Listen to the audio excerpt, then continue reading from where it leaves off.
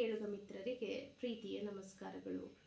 ರಾಮನ ಬಗೆಗೆ ಹನುಮನಿಗೆ ಅದೆಷ್ಟು ನಂಬಿಕೆ ಇತ್ತೆಂಬುದನ್ನು ಈ ಮೊದಲಿನ ವಿಡಿಯೋದಲ್ಲಿ ನಾವು ತಿಳಿದಿದ್ದೇವೆ.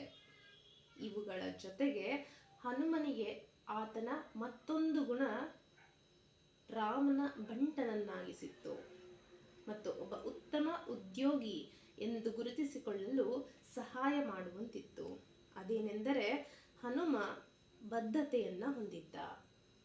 ತನ್ನ ಮಾಲೀಕ ಸುಗ್ರೀವ ಮತ್ತು ತನ್ನ ಆರಾಧ್ಯ ದೈವ ರಾಮ ಒಪ್ಪಿಸಿದ ಕೆಲಸವನ್ನ ಚಾಚೂ ತಪ್ಪದೆ ಅಚ್ಚುಕಟ್ಟಾಗಿ ಮುಗಿಸುವಂತಹ ಬದ್ಧತೆಯನ್ನ ಹೊಂದಿದ್ದ. ಆ ಕಾರಣಕ್ಕಾಗಿ ಆತ ಒಬ್ಬ ಉತ್ತಮ ಉದ್ಯೋಗಿ ಎನಿಸಿಕೊಂಡಿದ್ದ. ಆ ಕಾರಣಕ್ಕಾಗಿಯೇ ರಾಮ ಈತನನ್ನ ಒಬ್ಬ ಉತ್ತಮ ಸೇವಕ ಎಂದು ತನ್ನ ಜೊತೆಯಲ್ಲಿಯೇ ಎಂದಿಗೂ ಇರಿಸಿಕೊಂಡಿದ್ದ.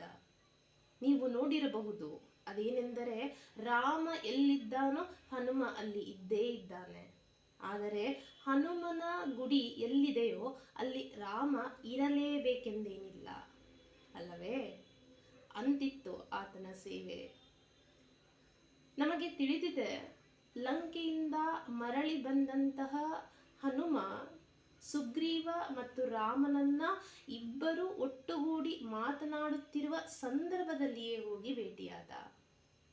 ಆತ ಕೇವಲ ಸುಗ್ರೀವನನ್ನೂ ಭೇಟಿಯಾಗಲಿಲ್ಲ, ಕೇವಲ ರಾಮನನ್ನೂ ಭೇಟಿಯಾಗಲಿಲ್ಲ. ಕಾರಣ ಆತ ಈ ಇಬ್ಬರೂ ಹೇಳಿದ ಕೆಲಸಕ್ಕೆ ಬದ್ಧನಾಗಿದ್ದ. ಆತ ಇಬ್ಬರನ್ನೂ ತನ್ನ ಮಾಲೀಕರು ಎಂದು ಅಂದುಕೊಂಡಿದ್ದ. ನಮಗೆ ಗೊತ್ತಿದೆ, ಆತ ಹೋಗಿ ಹೇಳಿದ್ದು ಏನು ಗೊತ್ತೇ? ರಾಮನಿಗೆ ಹೇಳುತ್ತಾ, ಆದರೆ ಸುಗ್ರೀವನನ್ನು ನೋಡುತ್ತಾ, ರಾಮ, ನಾನು ತಾಯಿ ಸೀತೆಯನ್ನ ನೋಡಿಕೊಂಡು ಬಂದೆ ಎಂದು. ಅಷ್ಟಿತ್ತು ಆತನ ಬದ್ಧತೆ. ಈ ಕೆಲಸವನ್ನ ಆತ ಮಾಡಿದ್ದಾದರೂ ಏಕೆ ಗೊತ್ತೇ?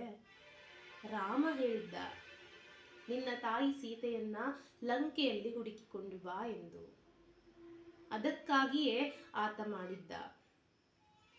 ಯಾವ ಸ್ವಾರ್ಥವೂ ಇರದೆ ಎಲ್ಲ ಕೆಲಸವನ್ನು ಮಾಡಿಕೊಡುತ್ತಿದ್ದ ಹನುಮ ತನ್ನ ಪ್ರೀತಿಯ ಶ್ರೀರಾಮಚಂದ್ರನಿಗೆ, ತನ್ನ ಪ್ರೀತಿಯ ಗುರು ಶ್ರೀರಾಮಚಂದ್ರನಿಗೆ, ತನ್ನ ಮಾಲೀಕ ಸುಗ್ರೀವನಿಗೆ. ಹೌದು, ಒಬ್ಬ ಉತ್ತಮ ಉದ್ಯೋಗಿ ಎಂದಿಗೂ ಸ್ವಾರ್ಥವನ್ನ ವಿಚಾರಿಸದೆ ಸಂಪೂರ್ಣವಾಗಿ ಮನಃಪೂರ್ವಕವಾಗಿ ಕೆಲಸವನ್ನ ಮಾಡುವ ಬದ್ಧತೆಯನ್ನ ಹೊಂದಿದ್ದರೆ ಆತ ಆ ಉದ್ಯೋಗವನ್ನ ಪ್ರೀತಿಯಿಂದ ಮಾಡುತ್ತಾನೆ ಮತ್ತು